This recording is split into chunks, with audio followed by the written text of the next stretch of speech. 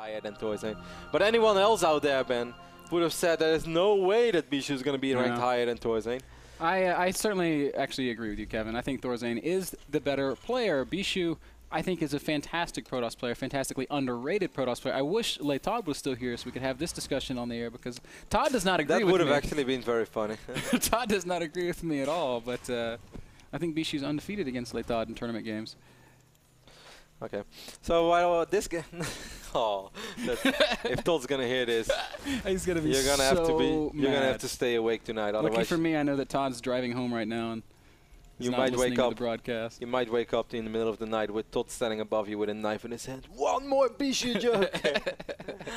Bischu is of course a Swedish Protoss spawning on the right top side of Whirlwind, while EG's very own ThorZaIN is our Swedish star in the left bottom side. Once more, Bischu has a 3-2 record in our league. ThorZaIN is 1-3 currently, Ben.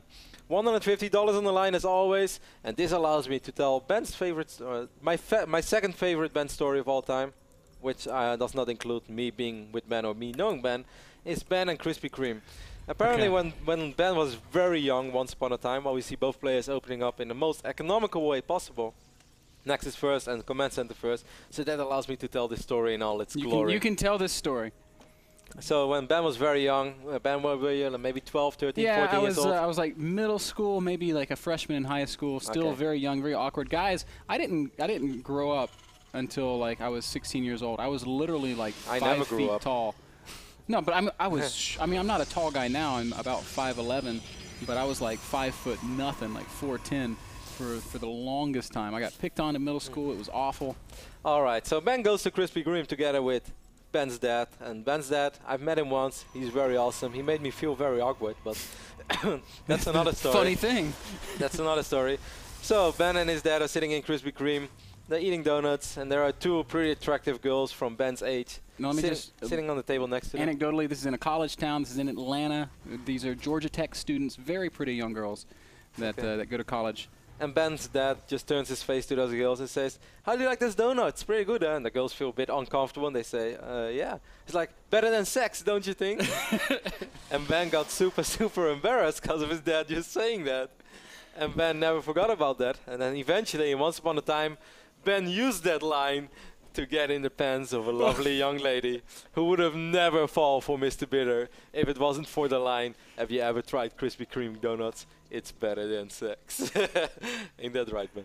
We had to test that theory. And is the theory true?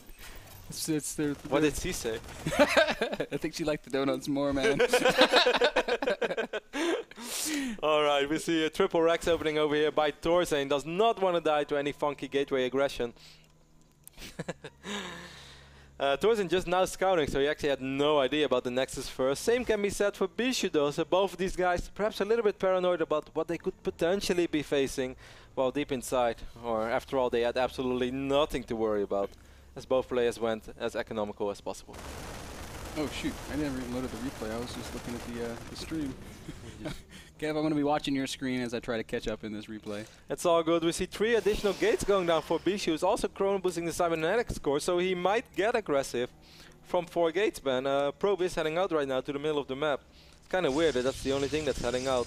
Perhaps his stock was just guarding, does not want to give away that he is going for gateway for 4 gates.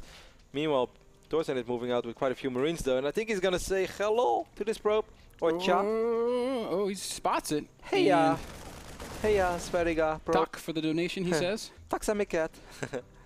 Picking off that probe, and he's going to continue marching forward. Now, he's got to be very careful not to overextend with these Marines. If he loses those Marines, he's kind of dead. Yes, then again, but he is working off 3 Rexes. This is actually this is the worst thing that could happen for him, to try and get aggressive against 4 gates. Bischu is not going to put on some serious aggression though. Bischu actually, Ben, he doesn't have supply for a full warp in right now.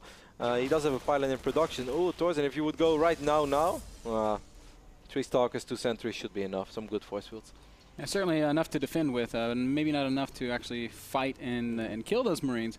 Bischu is now pushing back across the map though. 3 Stalkers, couple of Sentries, probe probably going to be following shortly. As ThorZaIN. Oh, it's going to use the side blocker. It's going to be able to get a lot of burst fire out. Oh, Bischu pull that Stalker back.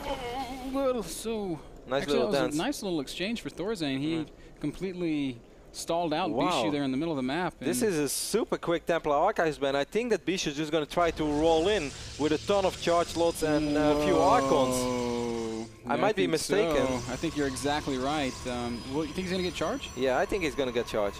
I think he just wants to run in with a ton of charge loads, maybe an Archon or two, or maybe even a High Templar. He's just going to get Storm immediately. Yeah. But you know, Kev, this is why I like Bischu, because he does weird builds like this that you never ever see, and they are just brutal. I feel like he's a student of the god of Protoss. Elfie. Elfie would be proud of this build. It's something in the waters, man. Something in that Scandinavian water they got going on over there. Yeah, I mean, Finland and Sweden, obviously neighboring countries, and they both share. Well, I love how you, out of all people, said obviously neighboring countries. Like you know all that much about European geography. Last time I checked on Ben, he thought Belarus was a part of Mexico. But yes, obviously you're right, Ben. They are neighboring countries.